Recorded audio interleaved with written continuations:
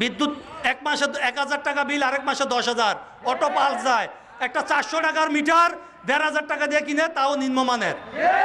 অথচ এই যে আমার এই সকল সহকর্মীদের পাবলিকের মার খাওয়া লাগে, আর 10 তলা ভবনে এসি রুমে বসে বসে যারা এই কাজগুলি করে, আমরা কথা বলতে গেলেই আমাদের চাকরিচ্যুত, নির্যাতন, সকল রকম হয়রানি করে। আমি বিদ্যুৎ উপদেষ্টা, মাননীয় প্রধান উপদেষ্টা সহ সকলের দৃষ্টি আকর্ষণ করতেছি, আপনারা সিদ্ধান্ত নিয়েছেন, আপনারাই সিদ্ধান্ত নিয়েছেন সমস্যা সমাধানের জন্য, অথচ বিগত 7 মাসে কমিটি আলোর মুখ দেখে নাই। মন্ত্রী পরিষদ থেকে সিদ্ধান্ত আপনারাই নিয়েছেন, এই সরকারই নিয়েছে এই সমস্যা সমাধানের জন্য একীভূতকরণের। সেই সিদ্ধান্ত আরবির প্ররোচনায় অবৈধ টাকার উৎসে চেয়ারম্যানের ক্ষমতার অপব্যবহারে সেটা বাতিল করার জন্য দেওয়া হয়েছে। আমরা জীবন দিব, 14 কোটি মানুষের দাবি আদায় না করে ফিরবো না, কোনোভাবেই ফিরবো না। আবারও বলি, যে যেইখানে আছেন আমার সহকর্মীরা সবাই চলে আসেন, আমার দিকে তাকান। এই যে মানুষগুলি, হাকিম সাহেব, এই যে রঞ্জু, আসাদ স্যার, আমরা সবাই জেল খাটছি, অন্যায়ের বিরুদ্ধে কথা বলতে যাই আপনাদের জন্য, এই সিস্টেম সংস্কারের জন্য।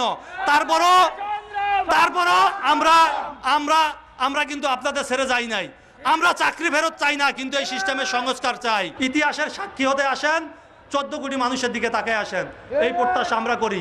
কর্মসূচি চলতেছে, কর্মসূচি চলবে, প্রত্যেকটা মুহূর্ত চলমান থাকবে, লোকবলের সমাগম বাড়বে। রাজনৈতিক ব্যক্তিবর্গ যারা আছেন, আমি অনুরোধ জানাবো আপনাদের কাছে, আপনারা আসেন আমাদের কাছে, আমাদের কথা শোনেন।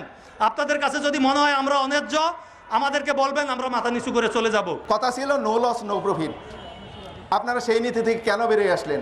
কথা ছিল লাভ হলে সরকারের, সরি গ্রাহকের, লস হলে গ্রাহকের, কিন্তু আপনারা কি সেটা করছেন? গ্রাহকের সমিতির আয়ের টাকা আপনারা পল্লী বোর্ডে, ব্যাংকে জমা রেখে হাজার হাজার কোটি টাকা থেকে আপনারা সুদ বাণিজ্য, গুণ বাণিজ্য করে যাচ্ছেন, আর সরকারের আমাদের গ্রাহককে সেই সেবা থেকে, সেই টাকা থেকে বঞ্চিত করে যাচ্ছেন। ওই টাকাটা যদি গ্রাহকের আমাদের সমিতির কাছে থাকতো, আমরা কম দামে বিদ্যুৎ দিতে পারতাম। আর যদি সরকার মনে করে যে এই টাকা সরকারের, তাহলে সরকার নিয়ে যেত, কিন্তু পল্লী বিদ্যুৎ বোর্ডের অ্যাকাউন্টে কেন থাকবে? তারা কেন এখান থেকে কমিশন বাণিজ্য করবে? আমি বিদ্যুৎ উপদেষ্টা মহোদয়ের দৃষ্টি আকর্ষণ করছি, আপনি উপদেষ্টা মণ্ডলীর মধ্যে সবচেয়ে গ্রহণযোগ্য একজন ব্যক্তি। আপনি বিদ্যুৎ মন্ত্রণালয়ের সচিব মহোদয় হিসেবে নিয়োজিত ছিলেন। আপনি পল্লী বিদ্যুতায়ন বোর্ড যত গভীরভাবে বুঝেন, জানেন, আপনার বর্তমান নিয়োগকৃত আরবির চেয়ারম্যান সাহেবের সেই ন্যূনতম জ্ঞান নেই। তিনি তার একক জেদের বশবর্তী হয়ে আজকে পল্লী বিদ্যুৎ সমিতিগুলোকে একটি বৈষম্যমূলক এবং বিশৃঙ্খলাময় পরিবেশ সৃষ্টি করেছে। আজকে সহকর্মীরা আতঙ্কগ্রস্ত। আপনি যে সংস্কার কমিটি গঠন করেছেন গত 23 অক্টোবর 2024-এ, সেই সংস্কার কমিটি 23 ফেব্রুয়ারি যে রিপোর্ট প্রেজেন্টেশন করলো, তা বহিঃপ্রকাশ করতে হবে, তা জনসম্মুখে নিয়ে আসতে হবে।